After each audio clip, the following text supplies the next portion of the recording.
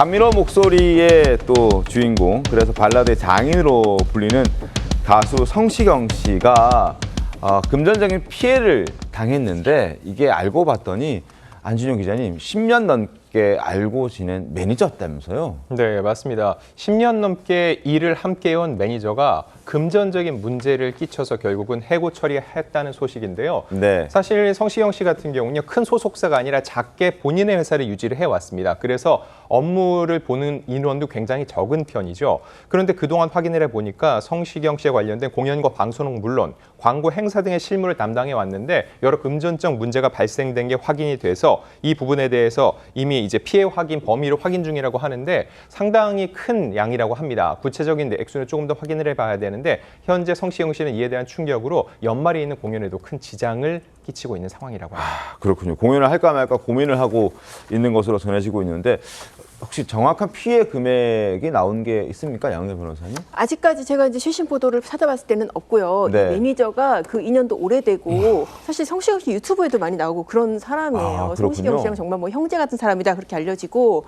뭐 얼마 전에 이제 암표를 잡았다 이 공연 기획사 쪽에 이게 지금 소속사 쪽에서 그랬을 때 그 암표를 잡은 그런 매니저로도 알려진 사람이거든요. 그렇기 때문에 그렇게 가족같이 모든 것을 믿고 맡기는 사람이기 때문에 더 아마 배신감이 클 것이고. 지금 뭐 구체적인 어떤 피해액이나 양태는 알려지지 않지만은 네. 아마도 받아서 성시경 씨한테 돌려주거나 업체 쪽에 정산해야 될 돈을 제대로 안 한 뭐 횡령이나 배임 양태가 아닐까 하고 추측이 되긴 합니다. 그렇군요.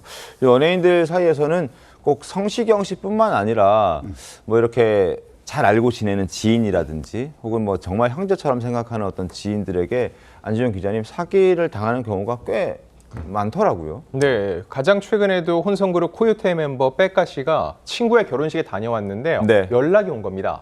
와준 건 고마운데 축의금을 내지 않은 건 서운하다는 거였죠. 근데 본인은 분명히 냈다는 거였죠. 그런데 이제 연예인들이 아무래도 길게 서 있는 게 부담스러우니까 매니저에게 맡기는 경우가 있습니다. 그래서 네. 최근 1, 2년 사이 다녀온 경조사 이 지인들한테 쭉 물어보니까 실제로 못 받은 사례가 여러 있었다는 거죠. 결국 해당 매니저가 중간에 전달하지 않은 것으로 확인됐고요. 또 블랙핑크의 멤버 리사 같은 경우는 태국인 멤버죠. 한국 정서 그리고 한국어도 서툴기 때문에 매니저에게 많이 의지를 했습니다. 한국의 부동산을 구입하기 위해서 여러 정보를 구해달라고 했는데 이 과정에서 무려 10억 원이 넘는 피해가 발생되기도 했습니다. 아무래도 연예인 같은 경우는요. 의상을 입게 되면 지갑조차도 이 불룩 튀어나오기 때문에 촬영 중에 맡기는 경우가 많습니다. 누군가가 나쁜 마음을 먹게 되면 네. 개인정보를 빼는 게 꽤 쉽다는 거죠. 근데 중요한 거는 이런 사례가 비일비재한 건 아니고 유명 연예인이기 때문에 하나의 사건이 더 크게 사건화된 경우가 있는데 모두의 이야기는 아니라는 점은 또 염두에 둘 필요가 있습니다.